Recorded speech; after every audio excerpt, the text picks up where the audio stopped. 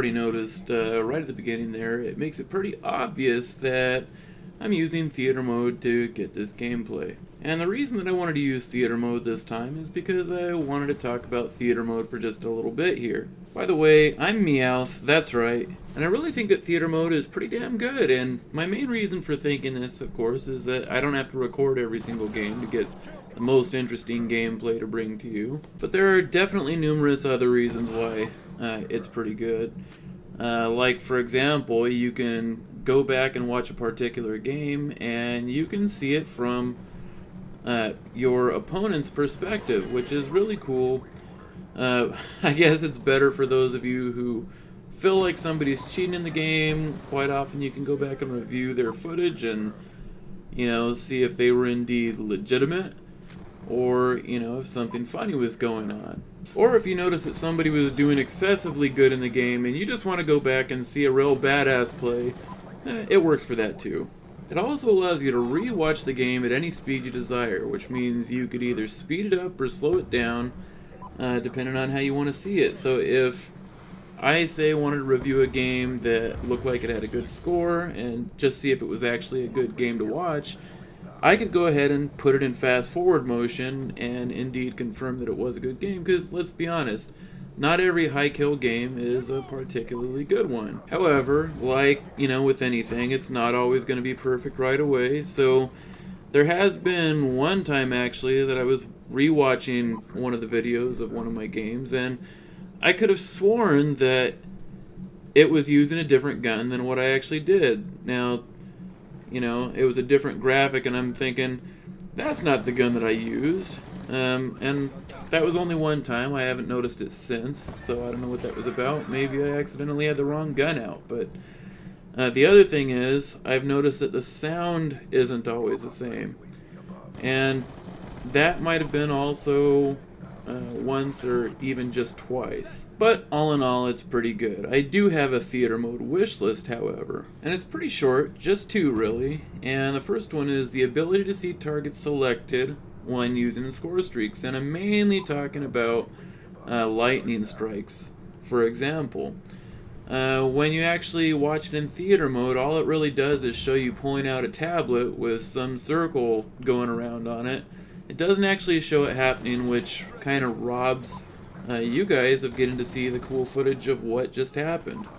The other ability that I'd really like to have is the ability to turn players' voices on and off as it happened during the game. Since the voice over IP system in Black Ops 2 isn't broken, I find it interesting to hear what people actually want me to hear them say. Yeah, I know it may sound strange, actually wanting to hear what other people have to say, when they're whining and bitching and, moaning. This is something I particularly had a lot of fun with today, because, well, I still consider myself a relative Call of Duty noob.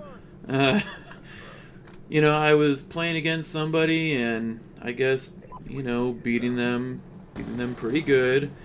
They started to complain, and, they were particularly calling me out, and, it's just instant validation. It provides minutes of fun. The thing that would provide hours of fun is if it showed up in the theater mode replay, because then you too, not just me, could go back and, hear him call me an aimbot, a stupid little kid, a noob. I'm sure he's gonna check the replay in the end. For the most part, though, I'm sure I'm gonna be playing with all players muted, because I don't really want to hear everybody talk. It's only occasionally funny. Let me move on to another topic. The score streaks. The score streaks in this game are actually pretty good. I haven't found any of them to be so-called overpowered or anything so far. Sure, there's some that are pretty annoying, but they all have their limitations. And, for example, you have the stealth chopper, which gets pretty annoying because you can't see it on your UAV, and it can pretty much shoot you from wherever. Now, its limitations would be that it can't kill you while you're inside a building, and it can be shot down. So I don't think it's overpowered, and I don't think people should complain about it. Now keep in mind that is just one example, but I just wanted to make a point that there is nothing that's overpowered. I will say, coming from Medal of Honor 2010, that I don't feel like the score streaks in this game are as much of an accomplishment as they were in Medal of Honor 2010. I feel like they were a lot harder to get in that game, and of course, some of them maybe reap a lot more rewards. But that's okay. It doesn't have to be Medal of Honor 2010 because it's Call of Duty. It can do what it wants, and Medal of Honor can do what it wants. They are not the same game. So I know people are probably going to want to give me what their, best boss setup is for the game. But keep in mind that, what you see me use right now is just what I like to use right now. It's not what I think is maybe going to be the end all. Who knows, it may be. Still relatively new with it. But I'm still in that experimental stage with this game, so I'm running around and trying different things. The score streaks that I'm currently, really liking is the UAV, the Hellstorm missile, and the Lightning Strike. The reason that I'm liking the UAV, obviously, is because you can see where your enemies are, relatively close anyway, on the little mini-map. Not to mention, you also get some points when your teammates kill enemies, of course, while it's up. You get UAV kill assists, so that helps you build up your score streak to the next one. And the other thing that makes a UAV a winner for me is you can get it with relatively low points. It's not something that requires you to kill 17 guys to get to, which just means you're going to get to use it a whole lot more, and that's a good thing. So the other thing I like is the Hellstorm missile. This is the one that basically you shoot it out of the sky and point it at a couple of guys, or, it basically locks onto them and sends out a cluster bomb, which, I'm probably saying it all wrong, but anyway, sends out a cluster bomb and can attack multiple targets, which is pretty cool. This is also a score streak that you can obtain with pretty low points. It's only 700 points, and I think it can be very useful to your team because you can get maybe 3 or 4 kills with it, and that helps your team out big time.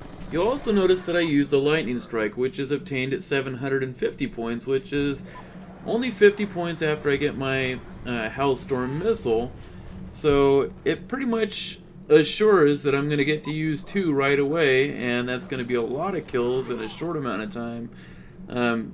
Very helpful to your team, and also if you want to get more score streak rewards to use, you get to just keep on rolling right through it. So key in my setup is basically being able to get to them right away.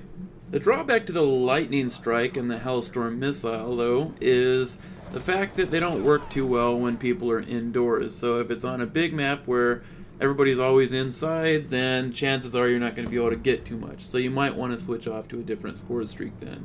As far as the perks that I use, in perk slot number 1 I use Lightweight, and I like that quite a bit since I can fall from heights without getting hurt. And if you've seen me in Medal of Honor 2010 or pretty much any of the other games that I put up, I'm all over the map, so being able to drop from really high places is a really good thing. In perk slot number 2, I use Fast Hands, and I figured this is pretty much essential due to having the ability to use your equipment faster. And I also use Cold Blooded, and I think this is a nice one, but ultimately I can see myself switching to something else because I don't know how much good it actually does. It sounds cool though. In perk slot number 3, I use Extreme Conditioning, which I consider this to be a must because at the pace that I run around, you just don't have enough run time if you don't have it. I actually don't think you have enough runtime even with it, but maybe I'm just being a bitch. I also use Engineer, and I consider this a must, because if you've played Black Ops 2, then you know how often people use Bouncing Betties.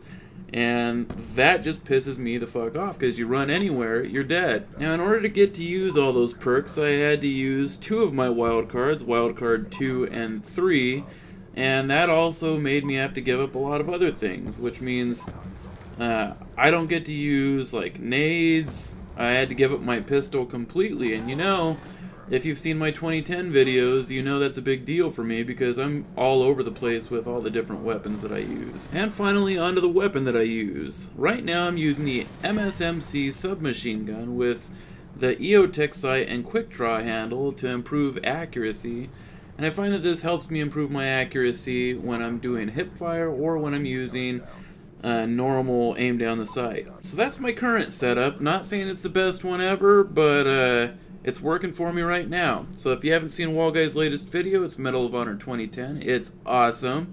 Go check it out, and I will talk to you guys later.